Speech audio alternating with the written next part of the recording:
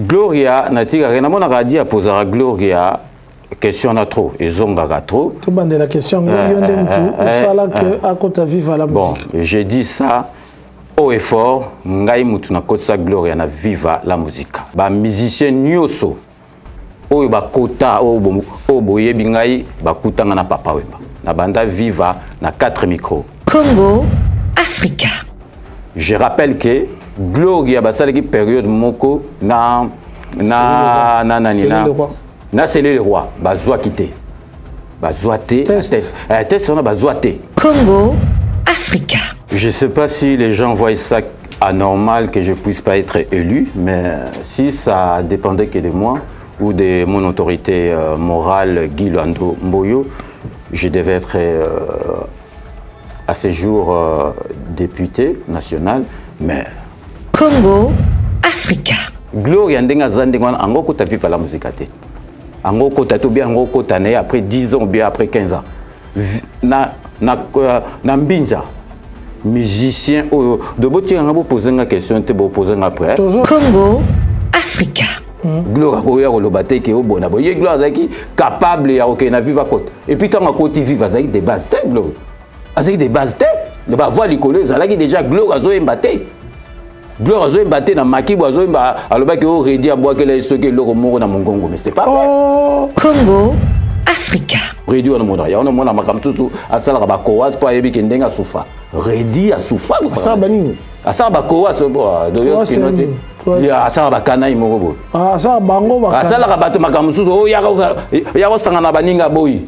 Parce que Redi a souffert. De Redi donc na viva zo embaté avec o yemba parti il y a Lisée Paradis Côté, il y a Kotida. Congo, Africa.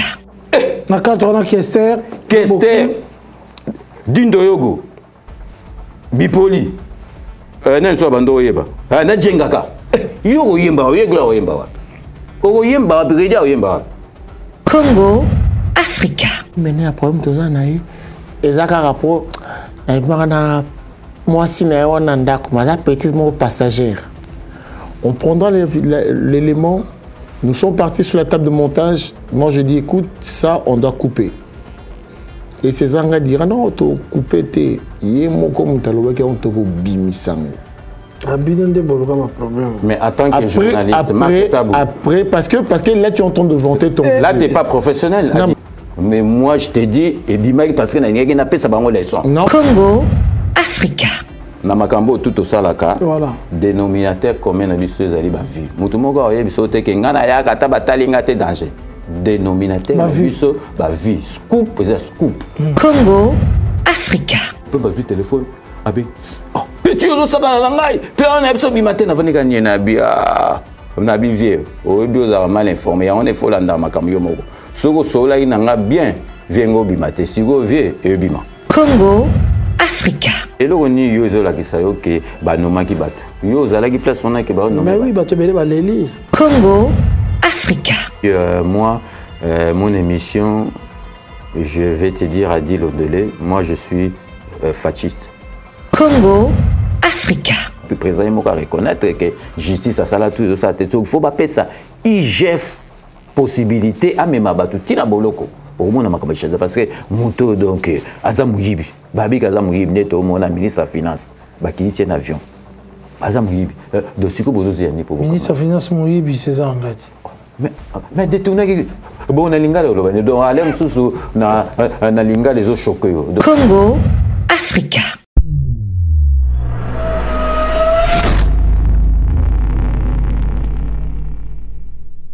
Monsieur, dames, bonsoir. Vous êtes bien sur votre chaîne Congo Africa. Dans votre belle émission, les experts de l'info, présentés par le Saint Marc Tabou et le célèbre Adil Ondolé. Le plaisir est pour nous de recevoir celui qu'on appelle le grand prêtre, Cléboa, César Ngadi. C'est là, je sais, il est à Kinshasa pour la députation. Il y a eu ce qu'il y a eu. Les uns l'appellent candidat malheureux, les autres candidats remplacer le 3 points par le mot qu'il faut. Il est avec nous, nous allons parler de la politique, nous allons parler de son parcours, qu'est-ce qui s'est passé là-bas. et de divers, pourquoi pas de la culture. Lui, sans Fachi, c'est mort. Avec nous aujourd'hui, César Ngadi, grand prêtre. Cléboa, César Ngadi. Ouais. Bah, je peux te dire bonjour quand même. Bonjour. Sois le bienvenu chez nous. Très bien, donc ravi et puis flatté d'être votre invité ainsi que Marc Tabou. Okay. On le reçoit à tout à l'heure avec le Saint Marc Tabou.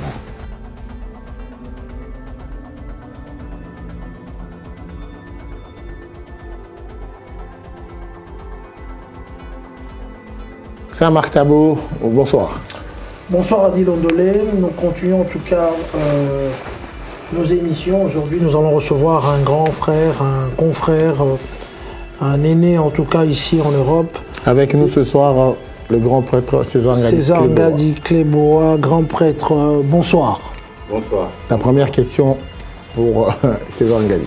Voilà, donc d'abord c'est un honneur de vous voir sur ce plateau des experts de l'info. Vous êtes aussi vous-même expert de l'info. Moi, je préfère éditorialiste politique et éditorialiste musical. C'est un nouveau mot. Donc, non, c'est pas une nouvelle casquette. Mais pour les Congolais, c'est... Non, les Congolais, c'est toujours chroniqueur, mais ça existe dans les dictionnaires. Vous avez une nouvelle casquette. Éditorialiste et politique, c'est mieux que chroniqueur. Mais non, ça existe déjà, ça.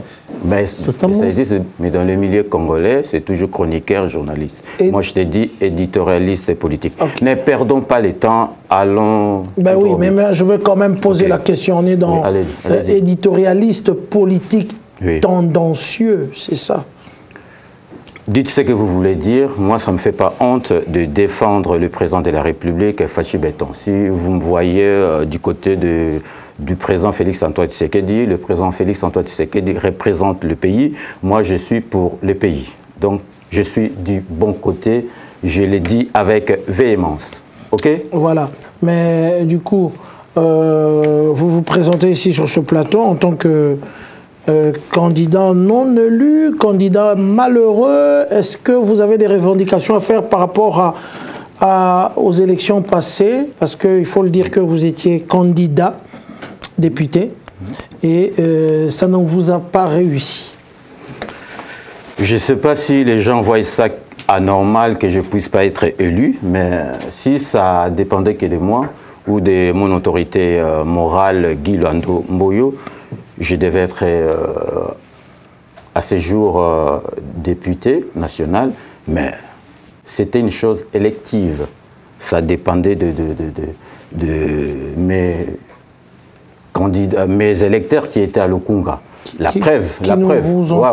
preuve maintenant, ça veut dire qu'il ne faut pas mélanger le président Félix-Antoine Tshisekedi dans ces élections-là, parce que la preuve, moi, j'ai échoué là.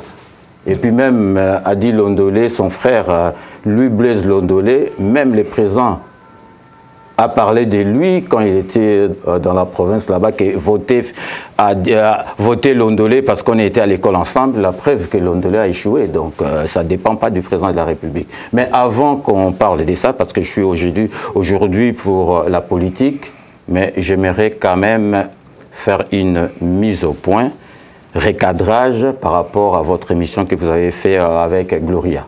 Donc je préfère, on sera bilingue. Hein. Voilà, en lingala c'est mieux. Lingala parce que français c'est une langue maternelle. Donc, voilà. Moi avec mon père on discutait en français. A dit on a vu le bonsoir. En français. Ok, donc il n'y a pas de souci. Siko nangolo banane. Gloria natika na mona radi a poser à Gloria. Question à trop, ils ont trop. Tout le monde la question, bon, j'ai dit ça haut et fort, ngai mutu na kotsa Gloria na viva la musique. Na ko expliquer. Viva la musique na bozomona ba musicien nyoso. Oyo ba kota o boye bingai ba kutanga na papa wemba. Na banda viva na 4 micros. Espérant, Bipoli, Djenga kana Petit Aziza. Donc bateau tout bakota wana bozomona donc ready Stino Lidjo Kwempa donc Fafa de Molokai pour ne citer que c'est là namona bango mais namona bande bakota mais Gloria ceux qui namona radia tout na trop et puis na epsi a dit que tout na sous gloire te na kopesa ba kombo ya bato ko tuna asuka kite alobi ke est-ce que César mutakendo oyemba kuna mais c'est pas une honte donc ceux qui ba memio et pas moko parce que mututu ayeba na kana sima mutu gloire ndenga zande ngwana ango ko ta vivre la musique te ango ko ta to bien ango ko ta né après 10 ans ou bien après 15 ans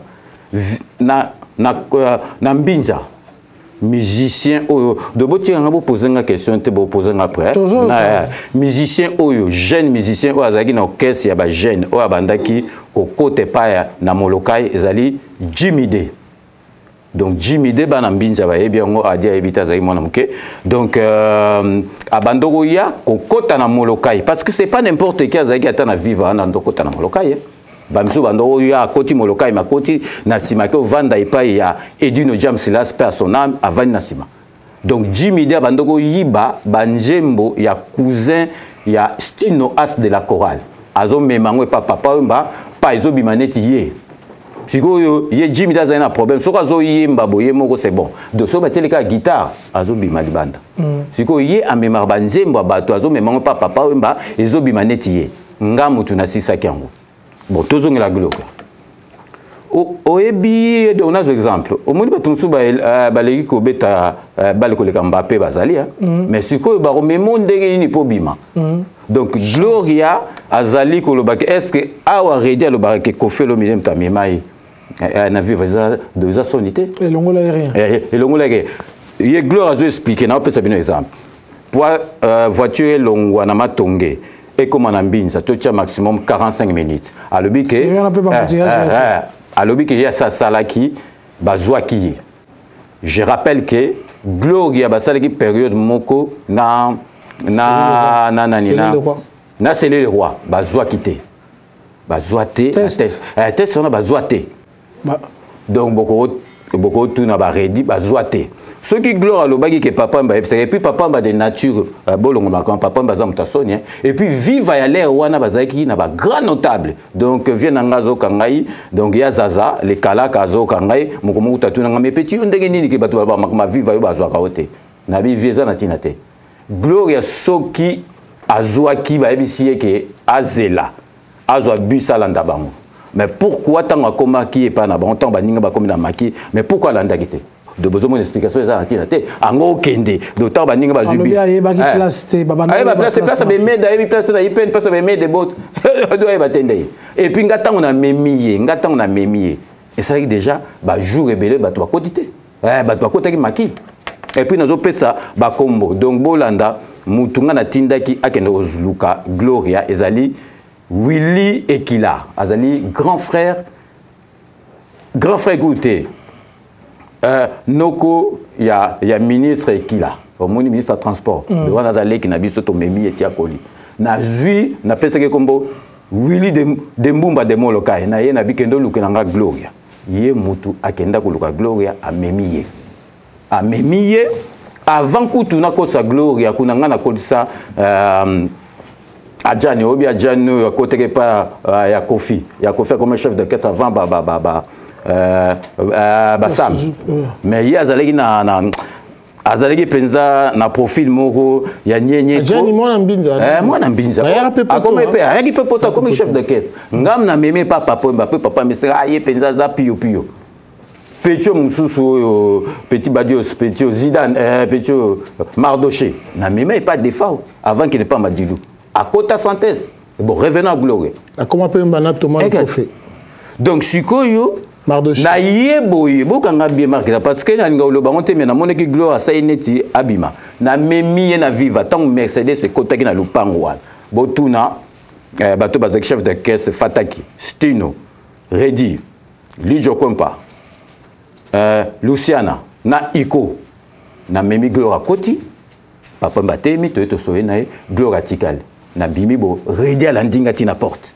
Abinanga yo ndenge nini tala yozo mema batukutu makengo c'est sila ki ozo mema ozo kosa Gloire yebi kutu banzembo vivate bana se Gloire Redi yo tango kote vivre do banzembo vivre yeba kyang na bi Gloire tika c'est ko tango akoti donc baboyi kutu alala na c'est pas zakinda ko étage ba mas bandola la c'est ba Redi baboyi Gloire alala Gloire siko papa mba yebisi ke azonga raboya après yebisi ngana ye na yebisi papa mba non ya sa koti interquartier ba yebia koti yunde no lobane azonga raya na imposé na yebisi papa mba Gloire fatika laka obi Gloire place en dollar a matine étage à likolo akomola na papa mba atiki ba masanse akomi kolala na papa mba na likolo est-ce Gloire mutolobe makamande wana bino bomona papa mba awa na poto komeka accessible papa mba na kisasa yo omona papa mba bo yo sonai et Gloire ya go de viva ya ke noloba na pesibino yo tuna Dostino ready iko ba lijo kwempa yo yemba na place na ite ya habitant ya yemba yo zalaka bato tout bakota kuna donc kuna ba komema ko présenter komema na pesibino ba pas beaucoup tuna tapecho lo ba mingo ya nani pas tuziana do akoma ko lo ba mingi botu na e ba petit na musaza na petit na musaza na kati ya Benin petit na Saolo pas nazo tanga na bino ba kombo na petit mo azali cousin ya ministre de l'éducation petit azali na Afrique du Sud na bosoni kombo nebo la petit belé ba petit belé donc Gloire ko lo bato monene zali neti pana monengo manque ya reconnaissance donc histoire mo ayemba ke histoire no singe de ba changer histoire te mais pourquoi changer bon botang la biso ba présent Congo yo ko sauter présent moko Gloire ko ya ko lo baté ke o bona bo ye Gloire zaki capable ya OK na viva côte et puis tant côté viva zaki des bases te Gloire azaki des bases te ba voix likolo zalaki déjà Gloire azo embaté Gloire azo embaté na makibo azo emba aloba ke o redi a bois que les soki loko moko na mongongo mais c'est pas vrai casse donc donc on a solo ba na bino po bozo match obi pa obi na mbinza so ba pelisi ba minda bo mona ba insecte mo nazo e insecte mo ko koti o Gloria o redi mutabwa kinga biste Gloria redi aza voix mo na yote Lijo Luciana na papa mba wane zakaka insecte mo ko kota kyo na mungongo o makilezo bima ba nazo apprendre bino mo soko za na okesa muke pa okoti no kesa munene soko zo emba trop o mona mungongo ko donc ekozoka au moins toko chiboye makile zota ya ganzi redi mutabwa kele et puis Gloire azalaki de base tetangu vive keya liboso stino batiki bango na Gloria na Richacha bakoti na Rumbarai do tangu vive zongi stino azongi na barishanga si Gloria yo kozonga na vivate parce que yo za de base te tikana na Rumbarai Rumbarai ko salo bien parce que oyemba neti ozo imiter papa oyemba et puis nani no kenbe et puis yebarake Rumbarai mutemi mai na Japon et puis Gloire ando oyemba na vivate Gloire azoki donc vide moko tong ba suspendaki ba parce que période moko de papa oyemba zo gazé ba en direct ba stino gazaye donc Gloire na palladium aye ko yemba et puis Gloire azaki de base te Gloire ko lo bateke bono ngai mutu na mema so na psibino Doradi Londele, Kotuna sous Gloire, n'a pas sur combo à Batou, Otuna Bango, Baroye Bissau. Donc, vous avez entre parenthèses, parce qu'il ne pouvait pas dire des choses comme ça, quoi. On a clôturé, mais je me rappelle encore anniversaire, il y a César Ngadi. En fait, c'est Nazo Kangsaka, anniversaire César Ngadi, de Fao, Papa Wemba. Oui. Kester. Diki le voix, maître de cérémonie, paix à son âme, Ilungama Nabuti. Ilungama Nabuti. Gloire Zaïk, on a occupé. Oh. Botu na petit na bosani José Bantessa, Azan Afrique d'ici, Azali. Donc. On a un âge anniversaire au coup, c'est âge. Oui, c'est 25 ans. J'étais encore jeune. Bah oui. C'est ça, on a dit Libanga Kala. Pour preuve que tu le lot, donc pour preuve que Zomo Nageza, il y a l'art tout bien unité, donc on a dit Bandakala, tu le lot Nazalaka. Donc gloire au banding on a été passé. Donc à dire Tino qui est trop n'akiparate, mais tant à lobby comme trop, et communauté, donc de communauté à Selinga manque, manette manque à reconnaître. Obi Muto yo à Edaon et Logomo Babo, ça n'arrête pas. Vous avez à Gloria, il y en a Gloria. Gloria, tu as agi à l'Ingaya. Mais tu as master. Pour nga nazala neti adia koza master ngate bo batu musuba koza agent adia koza master ngate a dit donc Rosa Masana donc ozomona panga sona zana viena ye Masana lui Blaise Londe parce que ngana wana omoni papa mbazo zo biso profil mususu omoni vive zaliki neti entre guillemets ya bato moko neti ba mabulu siko ngai biso tozuita montiki pas toujours siko matonge siko papa mbazo sala ye sengo moko boye amona biso siko to pas to tanga rachi neti Luciana pas Luciana ye donc ngana zaki premier mutu na mona Luciana witi de parce que baliaki bambongo to de papa mbazo tinda bambongo ba lié journaliste moko talia papa bambongo poa Luciana ya donc je préfère taire le nom mère Amazon azu Luciana na kisanga pa mère Amazon ta on sa ba navette na commerce Luciana ye na moloka ta bazo no zuela ye hôtel na hôtel Matonge ngai na mona Luciana mutel boso na yebisi boye après accueillir puis Luciana c'est un grand chanteur Luciana tangaye à côté viva de base ti alongo viva avec changer chorale viva na mona kutu donc ayemba kutu bien sûr tout a changé stino a donc à côté na kolo bakazaki ni ta mater azaki na bokese ni kutu e banate stino à côté dans à witi dans les neya a bandi à côté à seli makam bali joko mpa côté tango vive quoi donc tango abeta album kitoko tango li joko mpa ye tango viva et quoi aye à côté na ceci cela mujingile amati viva Gloire abiba matisara viva te ah boniko vive zara na best vive zara na best papa wemba Gloire zara na viva le wana vive zara na best ton papa wemba kei aka friza tika le wotika viva na masaki ni donc ça sali yeza ba masadi yende na matisa viva te mais bah toi bah ça vivre Abeta quand même tenir correct. Bah tu fais semblant ou quoi? Non. Donc t'espères ou quoi?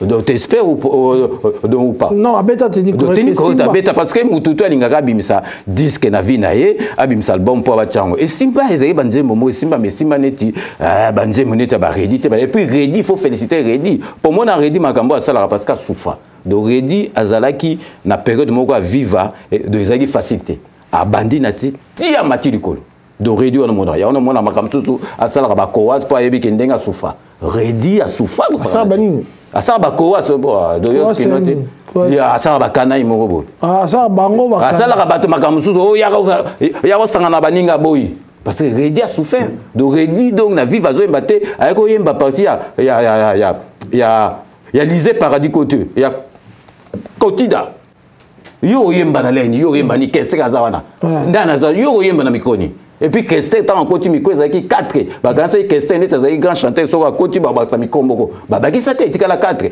yo yemba na 4 on a kester dindo yogo bipoli na so bando yeba na jengaka yo yemba yo yemba wapi o yemba wapi redia yemba wapi donc ngai na ye na sali bonga na mema batu o joana na epseki bino azali cousin ya Stino de o opesa de bazo ebe banjembo debot wisona na kasi okesa mbinjeje na zuye na memie papa wemba donc bango bazoka ba place pour ba mission ba ba ready na ba Gloire donc na ya moni donc on ezali ka entre parenthèses donc tout donc pour Gloire yeba ke moni muto yo a patena opesa bino eza mutu mususu yebo beta bali kolika Mbappé Bazan en France. La Gloria Salaba crie au ebini sa viva. Stand up, get up, boulou coutou. Mais non. Bon, est-ce que moi je n'en disconviens? Ah, j'ai perdu ma femme. Mais ils allaient bien. À côté na rumba déjà solo. Donc solo à Mejengoi. Déjà solo original terre. Do solo a mejengo ba longola ngo ba cheka ona maya sika César nga solo penza ya mejengo ya bien do style na tika ki ona rumba rai parce que mejengo ba ndaki na rumba rai ya marai donc kudu Gloire un jour akoki ko bouder marai alors donc ceux qui ndenge ona ko bouder ba tutu Gloire parce que bima makasi na rumba rai et même iti na Japon donc il faut bandana ko féliciter et puis ya mikili yemoko alobi hein ba ya mikili parce que tant witaki Japon zongi apa ya mikili ah mais ça vous dit déjà Mikil bon bien ça n'a pas c'est ça un musicien tu te dis tu te sens pousser des ailes deux fois tu prends des décisions qui impressionnent les gens parce que tu es resté beaucoup dans la musique et tu es resté beaucoup avec Papa Wemba je me suis poussé des tu te sens pousser des ailes il faut contrôler ton langage tu me laisses parler oui je te laisse parler mais deux fois tu te sens pousser des ailes On y va dans une conférence de presse où Personnam Papa Wemba a ça qu'il lapsus Mongoboy, il y a problème tout ça dans la question. Non mais ça lapsus. Non mais là tu confonds. Non mais non moi c'est ma façon de présenter ça. D'accord, mais ça lapsus. Donc pour n'avoir mon temps c'est qu'il lapsus. Non. Tu me laisses parler quand même. Bah oui, mais quand tu fais une phrase. Le bagui que je continuerai. Moi je me suis dit que exactement sur la lapsus sur le bagui que non. Et mener un problème tout ça naï. Et ça a rapport. Moi si on a un d'accord, ça petit mot passagère. On prendra l'élément, nous sommes partis sur la table de montage, moi je dis écoute, ça on doit couper. Et ces gens diront non, tu coupé, tu comme tu mais en tant que journaliste, après, parce que là tu es en train de vanter ton... Là tu n'es pas professionnel. Non mais je te dis. Comment je pars d'ici? Là, ici, pourquoi tu t'agites? Non, pas nous expliquer. Mais quand tu viens devant la caméra, moi, c'est mon quoi dit Azaraki naïe avant, Azaraki paye moi c'est nanga, Azaraki paye mon passager. Yo quand il parce qu'il y a Zobeta maintenant. Mais on pouvait Adi, écoute. Mais on pouvait couper. Écoute-moi, Adi tant Zobeta les solo. Une table de montage. Écoute-moi, Adi tant Zobeta les solo, ko beta les solo na katika tite ne bandelité, faut pas na genèse. Ba filmer makambwana, ba comme pas nanga. Na benga Papa Wemba. Le personne wana la vie na ngobitan to bonsa na obeta iso pas sur mtolunga na bengi papa na ebisie pour Papa Wemba aza mukolo mais Papa Wemba me respectait beaucoup pour ayebi ke ngai soko lobi lika mabe na ebse vie au soli mabe vie njembo yo vie za mabe njembo ezabe oka Papa Wemba yo pa osalini pourquoi vie vendre na mixage te oyembi yo ka Papa Wemba kena yo alors otiki bato basalo ba mixage bani il faut vendre na mixage panga na ndo yebi so abimisi pe artunanga Papa Wemba na benga papa na bivie. Est-ce que penza zagi penza na besoin au loba makambo yo lobi wana. Donc parce que wana siko akoma moi sabatu abota pe bana. Osoli ma bivie. Il fallait pas lobango. C'est ça misinga bivie omoni, il faut ba loba na ba journaliste. Ba journaliste vient na ko apprendre te ezali mbeli ya bino. Est-ce que siko yo moi si wana na bana na ba osepela na et puis moi si wana ya zaika ka donc au moins son na lobby que ça faux. Papa Wemba atiki na zui Kester na bengi Kester yoka na bengi Kester a benga kuta passer pa epanzana ki a benga patia kin abi c'est na yoke loko moko boy pa na roya yoka marketable na passer a dit il fait semblant je sais pas combien a dit faut être vraiment pro na bengi Kester faut être expert il s'est dit expert je pense que il est plus expert là donc na bengi Kester na tcheli yoka ndé bandaki na zu habituellement na memi na radio et écoute te biso mbali na memi Kester na radio na télé parti wana ceux qui Kester au monde pourquoi na ba parti politique ou bien bato muto akende loba na parti politique ou bien ni mo batindo ndo loba na télévision marque mais faut ibolobat tu peux faire la langue de bobo Kester na télé yango Kester so azaiko na bia wa makambo na Papa Wemba etalingate na occuper ngote César Kester abaki sisusuka obi Kester bando kosate mais Kester azako yeba makamni akoloba na télévision tenani Kester bien vient na kutubola ndete vient na violo so ikutu donc makambo pam abagisi mungu nae du temps abagisi mungu nae ba vient bazana age ba vient bazana mikolo baba mikete ongana relaxa ba koloba alobi bipoli pe alobi ndeni Kester zolo babo bipoli ayepe akoti après wana marketable yoga parce qu'il dit je m'adresse pas à lui là il comprend bien. Après, moi, je comprends rien, mais parce que je connais tout. Parce que je connais tout. Après, Kester a lobby que c'est ça, enfant na kati et puis au bengisu bipoli. Donc, plan ana, au gros bimisamote. Nabi bino ba mikolo neti bino bo banda musique so depuis mbula nini yo kutu na radio ongo vide son yo ye Papa Wemba lo makamne yo lo makamna yo bolo plan wana et puis ngai marketa monde kana zabo de so batangi ba tetu donc njamba batangi ba tetu ya monde nchenga na kozana katinga lingate donc so ngana bi après c'est pas une qualité monsieur Ego bima parce que na la non mais tu n'étais pas obligé Mais moi, je te dis, et Bimaki, parce que n'a pas ça bango leçon. Non, mais ça peut se passer autrement. Arrête. Mais non, parce que au Solarana Bango, Yona Bango Bozana affinité. Balobi, Batuli, Balé, Babundaka, Yamisatou, Akabolaka. C'est pas des étrangers pour Yo. Ça bateau, Yé Baki Bango. Donc, on va arranger un mot. Aboya qui va le Bango, parce que Azana va coterie. Bango moko balobi makamna bango siko bango bazo mvuka nga neti ngana bimsa ontenga bi ekobima mvuka ka ba j'étais là ba ki na César tu peux zapper bon je te dis tu peux zapper ça donc obi marketab yoka marketab yoka na makambo tout au salaka voilà dénominateur commun na biso ezali ba vie mutu moko oyebi so te ke ngana ya kata batalinga te danger dénominateur na biso ba vie scoop scoop donc bango bakoyebisanga te puis papa mbaza pi vient na papa mbomoni na inauguration ya biak azu téléphone abenga papa mbando be anga jamais petit abenga 16 non ma papa mbazu téléphone abe oh petit ozo saba na ngai pe on a biso bi matin na vanika ni na bi on a bi vieux o bi oza mal informé on est faux landa makam yo moko soko sola ina nga bien viengo bi matin sigo vieux e bima a dit à ça l'intro peureux qu'il est, à ça l'intro, après il s'est dit, c'est ça, l'ongola na makambo na banga il s'est dit to kota ki obi manakati. Il est pas bima. Ah, dit pas bima nakati. Après to komi côté moi studio. Que bango tout na bimisa. Donc to comme na studio moko boya ya Gombe na Paris. Papa mo na zolu bisangate. Azole kaka nescalier kana comment confondre na pagazo le kanga alekinga bo pozo bisangate mouchoir na simbaki bo ekuika na makolanga papa mbazongo kabwa kei yoka ya César moni ndeko komi viens na yo bozo solate moi je fais pas des sentiments moi je dis non ah mais on va arrêter on parle pas de ça je viens pour la politique parce que mais je parle de la politique mais on revient dans la c'est toi qui as commencé dans la musique on va clôturer je t'avais dit na conseiller que on va biko sala ngote après tu es parti là-bas on y va ok vas-y mais tu cherches des dégâts papa mba mouchoir ekoinga zaki en face na ye yo zaki à droite mouchoir ekoi vient beaucoup à le côté mouchoir abeto kara azu siko ngai abi a dit mais j'étais en Côte d'Ivoire viens on va parler abeto kara ngai bo siko vie yo na papa mboyo kana kete oya ki akosa bon suka yoka marteau clôturé bon suka to kana yoka suka to kana kite na bengi papa na zo téléphone na bengi papa imba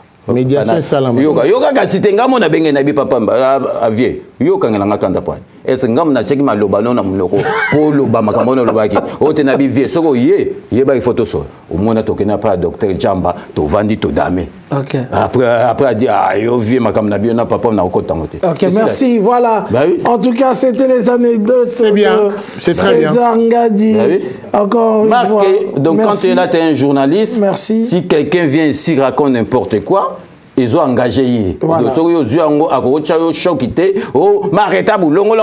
faut la que ils ont joué parce que moi quand je parle ici donc Adi c'est un peureux. Ok, Adi, tu es un peureux. Il est même voilà. Pas espère, faut la combo espère et à la côté Adi c'est comme voilà, ça c'est Adi avec ses grands frères de Mbinza. Alors Adi Londolé, on va passer vraiment dans des choses sérieuses. Non, tout à l'heure c'était... Non, mais c'était des choses sérieuses. On passe à autre étape. Maintenant, on va parler de la politique. Bon, tu sais, César Ngadi, tu sais, non? Tu connais César? Quand on dit c'est un peu heureux, tu sais qui est César Ngadi déjà? Ah, tu sais pas? Oui, je sais. Ah bon. Tant à Zoa, baby, qu'il est. Oui, bien sûr, problème de famille, nous, la santé, tout, hein, c'est ça, mon genre. Ok, donc, du coup, je disais. Je disais. De côté, c'est quoi la politique? Attends, ce que tu dis là, donc tu sais que c'est poursuivable. Donc quand tu dis des choses comme ça, il faut faire attention. Je dis quoi? Tu dis que Sogin a Zoa, Sogin Dayene. Il faut faire attention. Mais je dis quoi? Après, on n'était pas donc, merci. Adi Londolé, on va continuer. Allons dans la politique. On a eu à recevoir le président Félix Tshisekedi Tshilombo. À sa discours, il nous a parlé de salaire et à député. Point 1. Et il a parlé aussi de la douane. Oui. Double nationalité. Oui, allez-y. Gopass. Bon, je crois. Il y en avait 6. Mais avant ça, pourquoi tu ne viens pas sur les élections? Parce que vous avez un candidat malheureux, j'ai échoué, pourquoi vous échouez?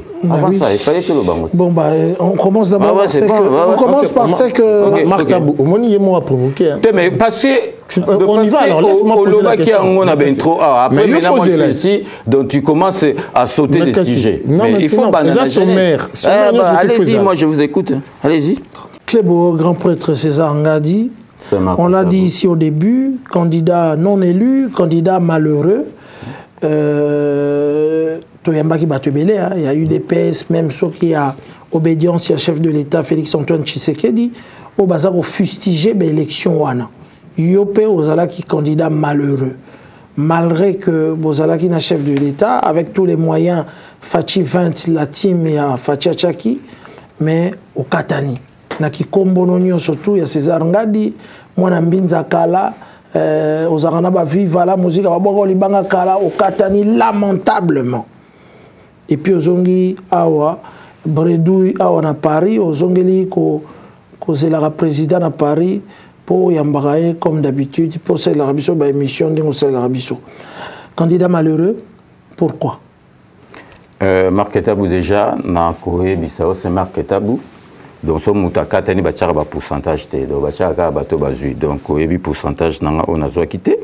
Donc, puis je te signale pour gouverner nayo que Nazali a les sous na parité. J'ai décidé depuis dernière élection, Naza donc installé définitivement à Kinshasa. Nayaki awa donc il y a un mois pour naba rendez-vous médicaux, bah contrôle, mais Naza na Kinshasa. Et puis moi, Nakatanaki, fier de l'aider. Lamentablement. Ouais, donc, Nalandi Bamonao, lamentablement, il y a un pourcentage Nangate ou Nakatanaki, parfois on a 49, ou évité.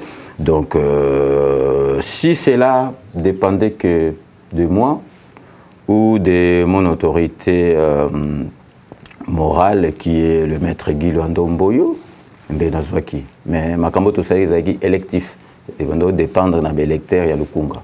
Donc, ceux qui n'ont pas quitté parce que Votakingaï est belleté. Donc, moi, je ne suis pas là pour chercher des boucs émissaires. Donc,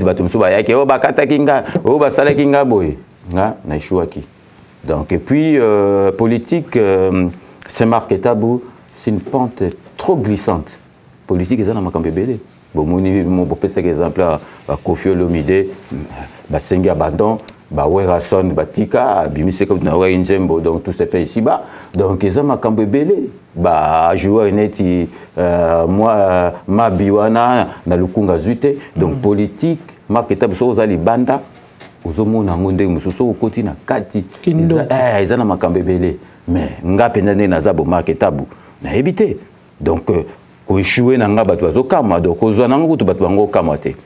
Donc, lukunga on est à biso. Mais il faut qu'on dise ma défaite, na zoa quitté. Est-ce que c'était parce que l'élection législative nationale et comment Kinango, Biloko Abitendi ya Rosakana, on a plutôt nommé les gens parce que ngai Biloko on a décrit Rango, ngai élection ngala présidentielle pour ngala zaki sur place na salaki propagande na fachi depuis Bakongo Mobimba to bandaki Mwandati to Bimaki Kasangulu.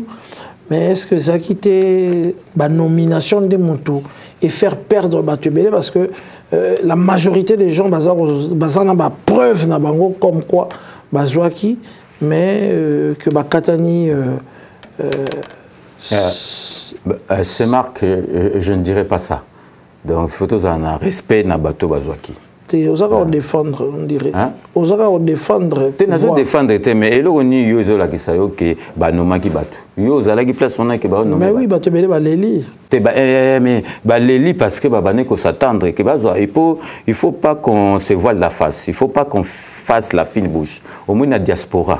Au moins, à part la diaspora, niveau paix, comme député, ils ont qui bat. Niveau intellectuel, mais tout, nanina comme député, au moins la député national, aux se différencier député national et provincial, à éviter.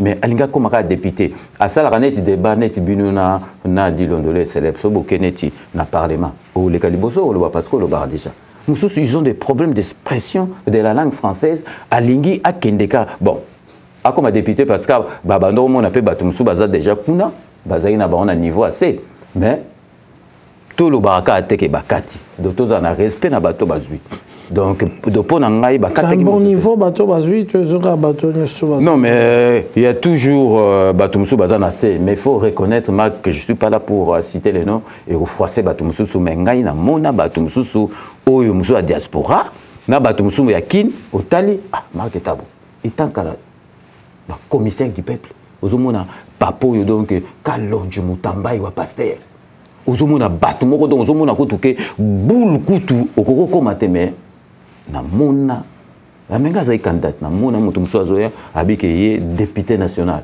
otali mais on va où donc on a évité de yana na mona ki na katana ki na mona telipe pour Marc dans saint Marc mona ki ke diaspora tozoate na tena bi mais là musu so na Congo pe ba mona ke bato yo baya aka soli kambu après zongi na moni batu tout temps tokateni bazongi et on a talaki décision ngai na bi non zongaté na tikali na vivre net bango bazar na formé parce qu'avant to ya mikila Marc to na kini bon mikile l'équipe passe na kini donc na vandi après na vandi siko na vanda parce que ba mzu bazongi bozongi après 5 ans sous boya pour botcheli ba donc pour moi donc ça vraiment que bakataki batu to choix qui ton di maketo choix qui merci deux choses la diaspora est partie à Kinshasa deux choses la première les agressions tabing na téléphone il y a yo chete on a tellement yo cheli bayate yo pendo chete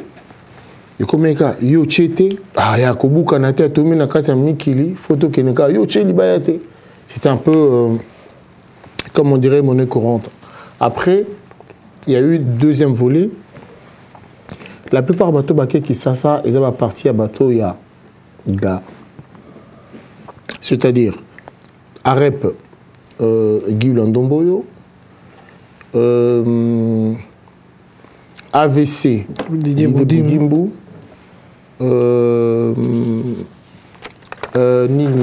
ACP, Gentini Ngobila, voilà, donc tous ces gens-là se sont dit, ok, le coup la autorité morale langa, Azana Mbongo, a opé Sangambongo, Pona, comme député. Quand on parle comme ça, quand on dit ça de vous, ces Angadi, tu réagis comment? Je ne sais pas, on est kaka idée na bango bandoza nango. Moi, je dis, exactement, Mawame, Ngai n'a sepeli quand même l'andeng les kagibo. Pour et la gisabato vraiment que donc on peut pas s'hasarder kako parce que c'est les kaka qui est autorité morale na biso Guy Luando, Moudimbu, au président de la République. Mais le bateau tout abima député hein.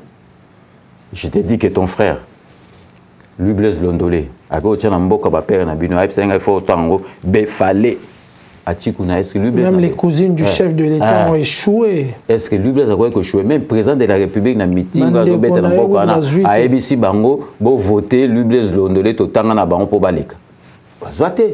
Donc pour dire que, Ngaï na monango, et c'est comment bien, pour Batou, tout bazong en attend. Pour dire que la politique, c'est pas quelque chose comme ça. Donc pour Batouka idée que bazalaki nango ba omona ke kala sokoza na PPRD ou les kasoza bokoleka la preuve que donc c'était ka ba vision bato. Maintenant qu'est-ce que bino bomilobaki parce que bino bozaka na poto. Bozalaka na population sur place. Qu'est-ce qui s'est passé bolobaki bozala ba candidat batouana ou bozaka na bangote. Pour Batouana, Bazana Kisasa, Bazana Bato, Bazana Bangona, quotidiennement, Bazana Bango, Bamonanaka, Basungana. Qu'est-ce que vous êtes dit dans mon tour que non, Bisso, Touti Poto, Toké Kisasa, Batouana, Barovoté Bisso? Le travail a commencé, donc, je dis de manière générale. Ouais, donc, bon, je ne pense pas que Moutou Asala Naïkaka et Logo Morote Aïka Mbamoa comme député. Donc, travail est bandagi depuis Kala. Mais je prends mon cas, je ne vais pas trop parler des gens en général. Netinga, mes missions déjà dans Dossa. Des missions dans la salle de Namboka. Nous défendre Batou, nous avons des missions. Et puis, Kisasa. Donc, Tobando, Kendango, Peto, Yebi. Yebi, Michel Zakimingi, a Djalé, le papa. Il y a Djalé, le comment, Djalé. Au Monique, après, a dit Saint-Marc et Yomto. Pour commencer à être de provocation. Non, ça veut dire quoi? 5 minutes. Parce qu'en tant qu'éditorialiste politique, tu ne parles que de bien. Là, nous sommes au deuxième mandat. Tu m'excuseras, il y a Dilondolé au deuxième mandat, mais l'entame du chef de l'État vraiment est mal partie pour ce deuxième mandat. Et tout, ma difficulté, c'est belé, guerre à côté et tout, mais chaque fois, mon rayon, Zokumi Sakaka. Non. C'est Marc Etabo, à moins que Hollanda bémission en se tout. Donc, moi, je ne suis pas là pour amadouer le chef de l'État ou bien parler que du bien un chef de l'État. Mais sur le total, dans le premier mandat, il faut quand même te reconnaître qu'il a eu des difficultés par rapport à cause du pouvoir, surtout à 100%. Donc il fallait quand même des la justice à la circonstance atténuante. Il fallait tout mon nom. Il fallait que tu ailles ma beaucoup poser dans la courage. C'était c'est pas facile. Hein. Surtout politique en Bokan, c'est pas facile. Donc Félix Antoine Tshisekedi, le président de la République, il y a combien de fois donc bazoaye ndengana arata ba makamebeli quand donc ndenge président de la République Kabila azali ki on atika pouvoir atika ki encore ndengana asali ba makambu tout pour azonga suna pouvoir de yongana ngana monaki ke nazalaki na confiance ya chef de l'État qui a ko changer makambu yongana monaki te il faut tout tuer maboko et puis je connais le chef de l'État que pour communiquer chef de l'État nayebi motema naye il fallait que tuer maboko. Donc, mais, naloba makamba bete, naloba makamba ba douane, naloba makamba ebele, naloba makamba fakwa, naloba makamba ebele. Neti siko nazoloba ke président denga zui pouvoir mbalo aza sous sa vesquise. Parce que azui donc majorité parlementaire débandé. Donc il faut y avoir un monipe que azozo temps pour bimisa gouvernement parce que il faut ça la makambo bien parce que peuple ko pardonner souté avant ce qui kameza bien té o bakal siko kalizate donc ya ngona pe na bandoko loba ke na profiter pe na ni na bino en tout cas émission za kitoko na loba on a suka ya bino ba espère na loba neti ngai na sengaki na chef de l'État neti ministère ya ba personne vivant avec handicap. Moi, j'ai travaillé dans le social pendant 15 ans. Je m'occupais des personnes handicapées, des sortants de prison, des gens qui touchaient le RMI. Donc, à part on a sous administration, comptabilité. Des personnes vulnérables aussi. Domaine nangai. Maman Oyazalaki wana. Donc, je dis ça tout aux incompétentes. Maman Judith a consulté au dossier Roti déjà. Nayebi maman nayebi que femme wana aza facilité. Donc, aza mutumoko na kanesi bakokumbeleka boité. Mais na betaki donc c'était et puis on a siko na zozonga les 15 na consulté parce que nga penza son azu domaine wana maketabu. Ministre Kangam Kolo, handicapé, on a basé balabala. Moi, je fais ça ici en France. Pourquoi on a gros salon on a comboté? A dit à témoin. Handicapé, bakoma, bakemander, handicapé, baseng na balaba. Ok, ba système mo ezali boye. Handicapé, azalité que handicapé azalité pour que les mawa.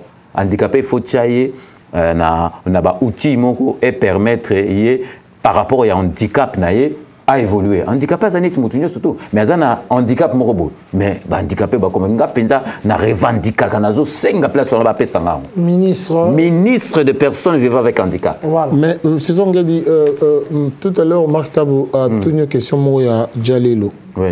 Au lobby, on a la ligne éditoriale là yo. Oui. Quand tu parles aux secteurs, je veux dire quand tu es secteur, quand tu parles de Fachi. Mais rarement tu parles de qui? Moïse Katumbi, par exemple. Rarement tu parles de Martin Fayoulou, par exemple. Quand tu parles de ces gens-là, c'est juste pour dénigrer Bango. Bah, c'est toi qui l'as dit. Donc, et puis, moi, mon émission, je vais te dire à Adi Londelé, moi, je suis fasciste. Attends, on a pas tout le monde a journalisme sous moi, j'ai pas honte.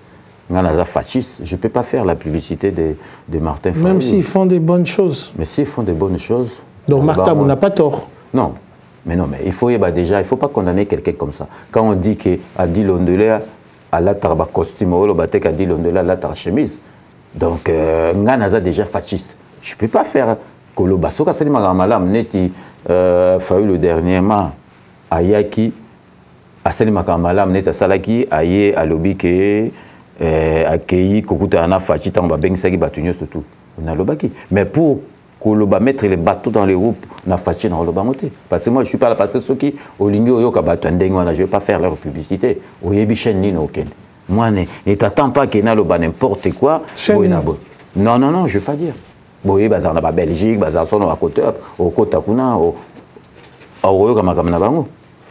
Moi, je suis déjà fasciste. Il faut dès le départ, oui, que César nga déjà fasciste. Wana mutune oza bien. Mais ce que vous comprenez, c'est que nga fasciste. Donc tu comprendras rien.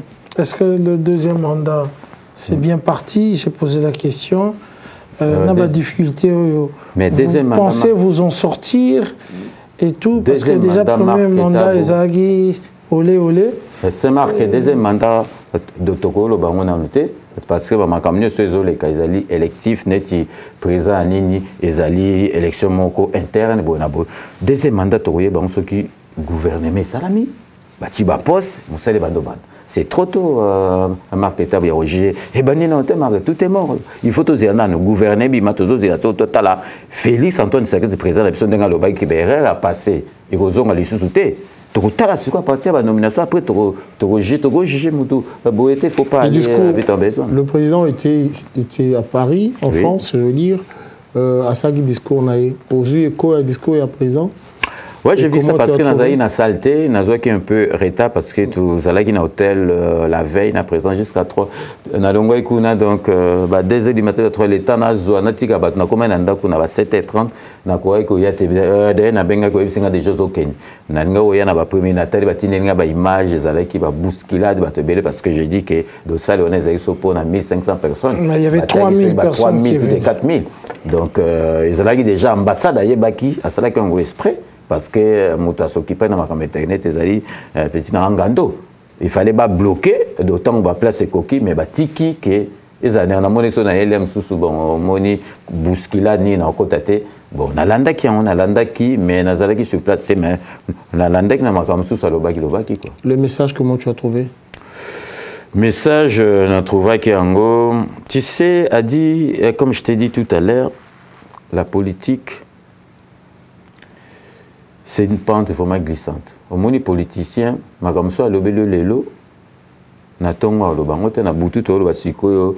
22h, on tourne l'émission. Après, lobby à Rolobangote, exemple, qui a donc pouvoir d'achat. Tant que Sarkozy a un pouvoir, à lobby qui soit comme un pouvoir d'achat à France et Kokita. Mukolazo qui pouvoir en France, pouvoir d'achat des Okitaté. À lobby, il y a tout, ils ont quitté Nassani. Donc, aux hommes. Donc, ils sont présents en France, à l'Oban. À l'Obi, parce que temps où à l'Oba est présent, à l'Oba qui est. Il y a moins de escarmouches. Mais c'est quoi après? À ça, ils allaient pas Makambu. Ils allaient pas Makambu, soit politique aux Oloba, parce qu'ils ont un temps moro l'Obango, mais tant où comme à Solongo, ils ont la politique, ils ont un paramètre. Moi, j'ai vécu ça dans Makambu, avec l'élection Makambu sur la TVT, mais a dit, mais tu vois des choses impossibles. Et puis, politicien, Azali Moutoumoko, il ne fait pas du bénévolat. Azali Moutoumoko, c'est avec intérêt. Ils font ça, bon, là tu reconnais qu'ils font ça pour les intérêts. Mais c'est de la politique, c'est comme ça. C'est pas l'intérêt du peuple. Non, non, mais non. Là, on ne parlait pas du président. Non, je ne parle pas du président. Les politiciens, c'est pour l'intérêt.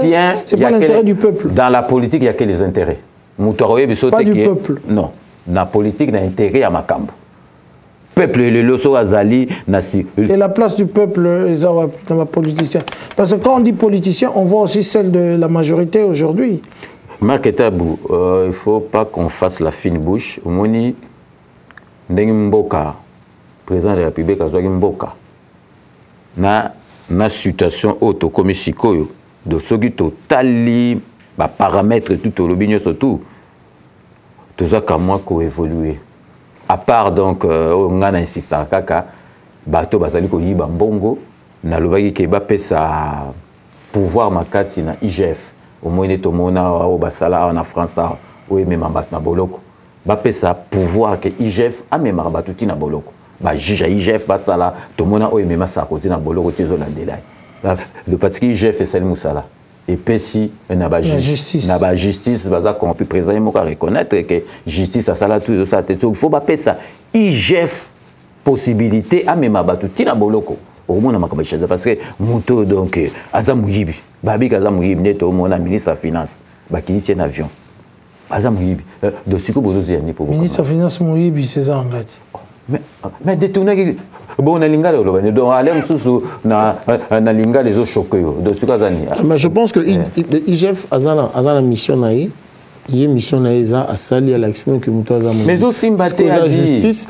justice n'est si ko mutu fo justice a pourri a dit bon exemple Matata Mponyo Bukanga Lonjo non on a évité que Matata Mponyo détourne si le juge Morazale président Facha le il faut que le juge n'a pas condition bien yo kana yo juge au salaire 30 ans au moins même pas l'aime sous 100 000 Matata Mponyo bazaba tout monde balaro bazoe ko aussi la té Matata Mponyo a payé 10 millions a dit et mets-toi à la place du juge Matata Mponyo aye à le dossier oyo ngai na opesa yo 10 millions mets-toi à sa place. Attends-moi, même moi. Ben, je dis comment. Attention, monsieur le futur ministre, attention, je sais que tu vas dire. Attention. Mets-toi à sa place. Mets-toi à sa place. Attention, monsieur le ministre. Mets-toi à sa place. Le monde a changé. Mets-toi à sa place. Mais je dis que Ngaï beaucoup de la place n'était parce que il faut pas comparer ça par comparaison. Na le juge. À moins que vous en avez esprit, il y a des vieux londolais à Kala, il y a des papas ngadi, il y a des papas au Moussou, il y a des vieux. Il y a des présidents qui savent. Les papas ne sont pas rassurés, les vieux ne sont pas rassurés, les PC bon, ils sont pas rassurés. A dit. Je ne sais pas. Il faut alors pas. Maintenant, tu continues encore. Quand tu dis qu'aux autres on a qui ça, oui. Tu restes dans la politique ou bien tu passes oui. Au changer, donc, au changer option. Il faut reculer pour mieux sauter. Je sais qu'on peut aussi reculer pour ne plus sauter. Mais je reste dans la politique parce que Papa Tshisekedi dit tu tout perd son âme, de reste mémoire, tu as accueilli à comment il présentait. Moi, je suis comme à présent. Donc, pourquoi se décourager la politique? La politique, la sous-émission dans la politique, donc pour mieux encore faire, tu espères d'être Premier ministre, non? Comment ça? Non, mais que c'est pas Luando, la plateforme, la Bango et tout. Est-ce qu'ils ont assez de députés pour avoir... ils ont combien de ministres? Mais ça, c'est déjà fini, les ministres. On attend. Mais ça, c'est fini. Donc, Guy Luando, maintenant... Il faut 10 députés pour un ministre. Ouais, je pense à 10 députés pour un ministre. Mais non, mais aussi, tu échoué. Tout ça, on a calculé. On a des photos là. Après, tu as des membres, il y a parti normal. Mais maintenant, Guy Luando, ça n'a pas de mais au Salakabungo, pour le président Félix, tu te retrouves, est-ce que Wakani Sakayo, tu es récompensé, on prend soin de toi, les gens ont un privilège, on nous laisse entendre des choses comme ça. On vous laisse attendre des choses comme ça? C'est ça? Non, moi, je n'ai pas de subvention de la présidence. Félix Antoine Tshisekedi, président de la République, dans sa émission. Bon, Félix Antoine Tshisekedi, je le connais avant qu'il soit président. Moi-même, je me suis décidé que na salarié. Parce que bon, à part ça, d'autant Félix Antoine Tshisekedi a été l'émission d'autant l'émission musicale, l'émission de foot bon. Rien. Donc na sala on doit faire nangai, na makambo nangai. En espérant qu'un jour que ma frère ne zonga. C'est toujours comme ça, Marc et Tabousso, ça les cambo. Il faut te projeter. Il faut te projeter dans l'avenir. Intérêt. Donc chacun a toujours intérêt. Et là, comment on marque étape? Tant que vous avez la émission A, pas oui bien intérêt na les a. Les animes. Vous savez, ça m'a été goûté à vous avez l'émission de ça intérêt. Il faut d'autant que vous avez les cambo. Il faut y avoir vous avez la ngopo nanine. Déjà à partir déjà ça on a ça les cambo. Visibilité on a nos alango. Et couper ça nga belecteur et belé. Et couper ça nga makambe belé. Marque étape ça vous avez qui na makamba télévision TS. Marque étape yo bango yebo ndongo yebisigo. À tous aux ambons, on a déjà ouverti à Makambébélé. Passons maintenant au côté culturel.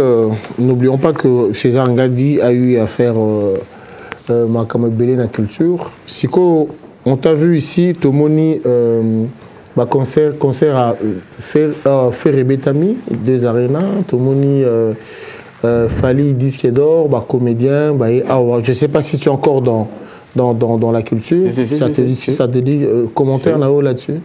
Oui, namonaki neti makambo ya arena fallait abetaki bien na mona faire abeti ça bien peut faire épée abana romata po et comme neti et ça neti concurrence moko boy il y a bien mais siko kaka faire eloko azuka ma retard parce que musique ezaka donc oyeba oyemba te donc soko mo matana niveau moko likolo ba paramètres muso yaka donc sinon te volo kombela sala carrière ko likala muso ba papa yemba po koyemba ya na bazaiko wana tant bazaki bango to volo kazaki donc neti mener et volo je vous signale que yem to zo ki voiture à liboso Passat yem to zo voiture à liboso na musicien âge naï vous comprenez mais faire makamusu soyo il fallait sala ngo banda kala Abando ça, moi je me rappelle que tant il fallait à ça featuring faire azol baka ngai kaka rumba ngala ko bengsa batum suba yembe zate mais congolais muto ressemble au kaka disque hein donc Fali et là on a mona Fali ayeba ki makamuna alingaki dès le départ tant alongwe pas Kofi ayebi makambo nini fallait ça a changer makambute ti sikoto mo ndenga zoken donc ngai ezali esengo mingi na mona culture na biso ezongi batikila on peut liberté na ba combattant parce que combat et cause à sundenga karaté combat il faut la revendication bato ba lia bien na kisasa ba se soigner bien et ça combat au tetondo sala et à Kabila dégage et comme Tshisekedi dégage donc c'est pas pareil donc ça colle pas. Les artistes et comédiens ont presté aussi le jour. Ouais, artistes et comédiens bah prester c'est bien et là ici vraiment que communauté za bien moni ba artiste et comédien na biso par rapport neti ya ba artiste et comédien ba mboka musu ba camerounais ba ivoirien ba sala ba makamna bango na français et zo ka communauté na biso te et zo na ba pays musu so ba français au moni ba artiste et comédien na biso ba sala wana et sala ki kaka po na communauté na biso parce que ceux qui ont que la langue au komi ko yoka na comédie zo comprendre na makamba théâtre. Ah, en tout cas, on a pour comprendre les langues bien. Okay. Donc, ils ont bien, Monique et Babimi, ils ont sepli Sabato, ils ont très bien. Et l'actualité de César Ngadi? L'actualité de César Ngadi est ici. César Ngadi, le 15, il rentre à Kinshasa. Je vais continuer mes émissions. On a changé studio, on a changé Bamakambébélé. Et puis, donc, voir à la prochaine fois. Je ne me suis pas encore décidé, ceux qui n'ont pas bandé la sous ma campagne de députation, mais na vandi, na kisasa po, na vandalibé parce qu'ici on n'a plus rien à démontrer. Na zopé ça peut message na diaspora, na lobby diaspora tous les ont gâté. Mais ceux qui pensent au monique, ou mais les bézébélé parce que tu es bien pour te bandai na ndenge comme siko. Ceux qui pensent au monique ko koka, il faut tous on amboka na biso.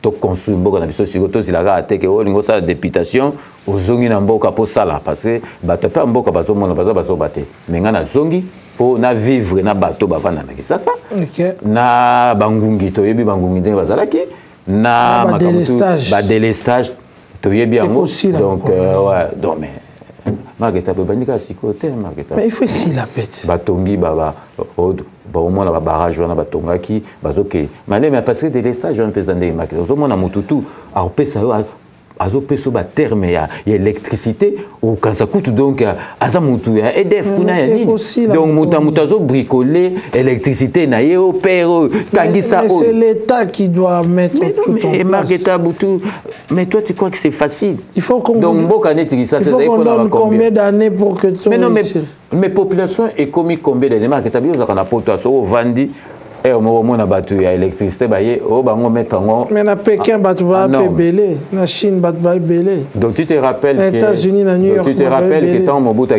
na Chine de Chine ils ont développé net ici côté les ara il faut tous à la donc comment dirais-je donc tous à la volonté. OK, merci. Au moins volonté ça marque tabou donc au moni pour le développement mboka structure mentale biso totalement en économie et développement marque tabako zo biloko nyo surtout à Paris bamemi yango na Kisasa bazwa Kisasa eye awa o ezaki na Kisasa awa et oye bongi ya biso et baby donc sur structure mentale eza bien té pour mbo que se développer ça. Si tu as encore voilà je crois que vous allez donner le dernier message. Moi en tout cas personnellement je n'ai plus de questions. J'étais là, Marc, pour répondre à toutes vos questions, donc sans esquiver aucune. Donc, vous posez ma question. Non, aussi, non, on regarde aussi notre temps. Non, on regarde aussi notre temps. Ah, d'accord, ok. Il nous reste 2 minutes et je crois que mais vous me laisserez le mot de la fin quand même. Ok, ouais. C'est Adi Londolé qui va te donner ce mot de la fin.